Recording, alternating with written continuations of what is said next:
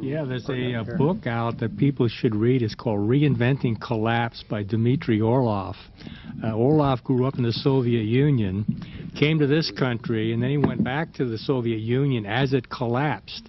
And he sort of, one of his messages is that in some ways the Soviet Union was better prepared for collapse than we are. For one thing, in the Soviet Union, people didn't pay rent. They just sort of, you know, so they had their apartments. Now, the apartments looked like, they looked pretty nasty, but they were very well built. They had medical care, part of the system, and they had transportation. They also had a tradition of kitchen gardens and growing food wherever they could. In fact, the kitchen gardens grew, I think, 90% of all the food grown in the Soviet Union. So when the Soviet Union collapsed, the people kind of went on as before, and they were able to get through it. Where in the U.S., an economic collapse is so much dependent on money that, like Mark was saying, if you can't pay for your house, they throw you out, then the house falls apart. You know, we don't have, you know, we depend on cars to get anywhere. So in some ways, we have a bigger distance to fall. And like the people in the Amazon don't have very far to fall at all. They're down there. Do you have something? Oh, well, I met an old man at my father's business when I was a teenager who said he missed the Depression.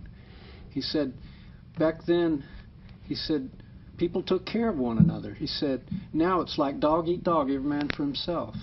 So, I mean, we're going to have to take care of each other when things start to collapse, or we're going to be the, you know, fighting to the last man standing, which is a scary scenario.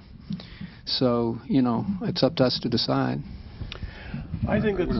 Go ahead. Well, I just want to add what Pierre was saying. The difference in the United States and Soviet culture is that the Soviets, for hundreds of years, when they were Russians, when they were serfs, were used to suffering, were used to misery. We are not. We've been living high on the hog for the last, 50, 60 years at least. And so it's going to hit us particularly hard.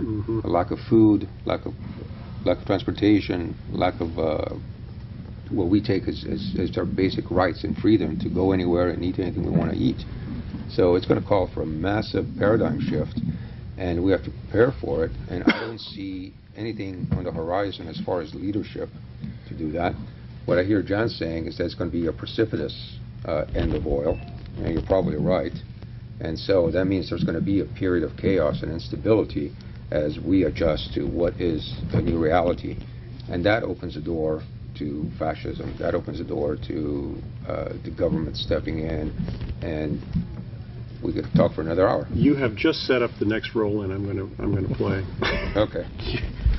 Thank you, Bruno, so much. You did such a great job. Could we have roll-in number 3, please?